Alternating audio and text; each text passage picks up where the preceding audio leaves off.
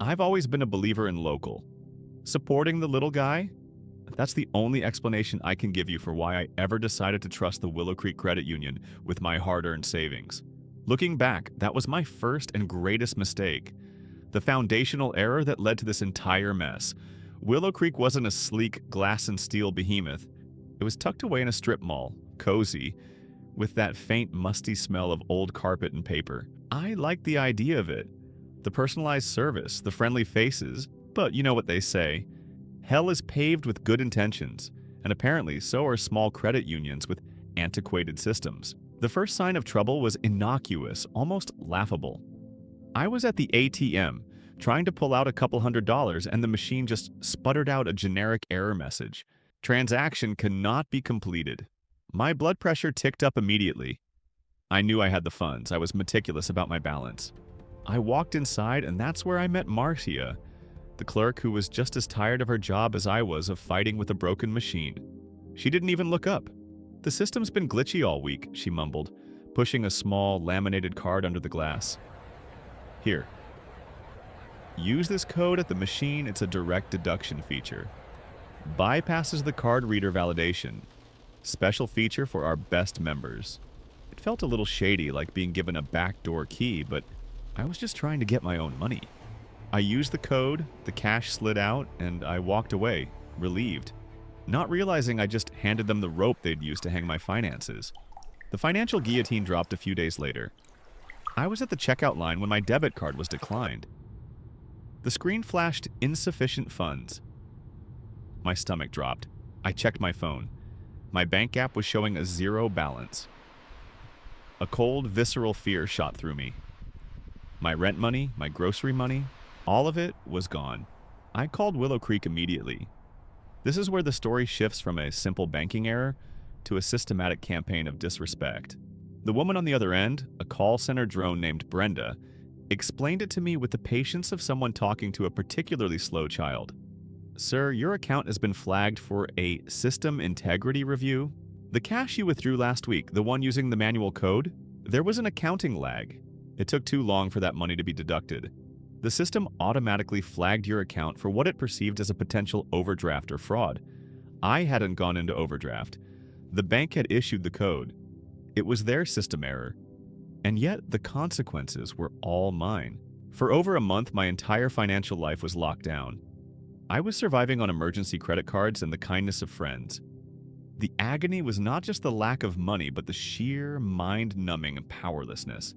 Every time I called the bank, I was met with a wall of indifference that quickly curdled into something worse. "Sir, these things take time," one representative drawled, sounding like she was filing her nails.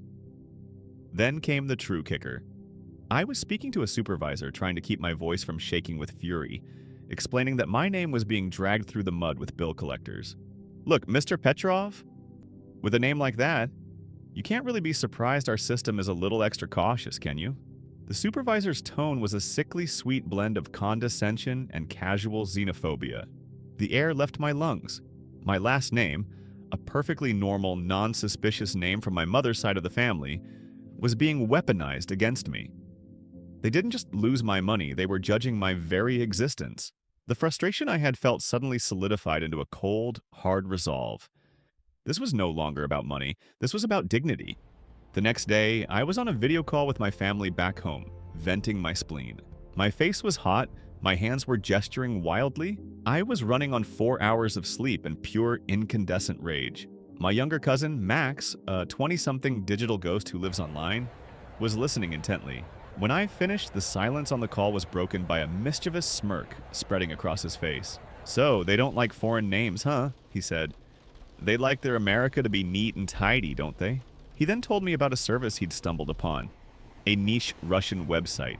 It was designed to facilitate microtasks, primarily for social media shilling or spamming, paying users in tiny amounts of Russian rubles. 1 ruby is about 1 US cent. These were, for all intents and purposes, bots for hire, or more accurately, a small army of low-paid click workers available to rent.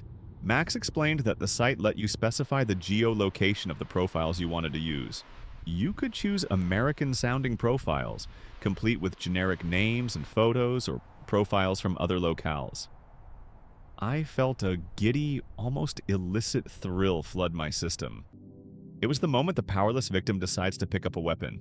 "How much to make a mess?" I asked. Max laughed. "A true mess? Maybe $5. You just need a high volume of noise." I spent the next hour crafting my campaign. I used AI to generate dozens of unique yet cohesive complaints. They weren't just vague rants, they were highly specific, designed to look like a genuine systemic meltdown. Willow Creek has arbitrarily frozen my business accounts for over 30 days. No response, no explanation. I tried to get a mortgage through Willow Creek. They pulled my credit, then simply ghosted me.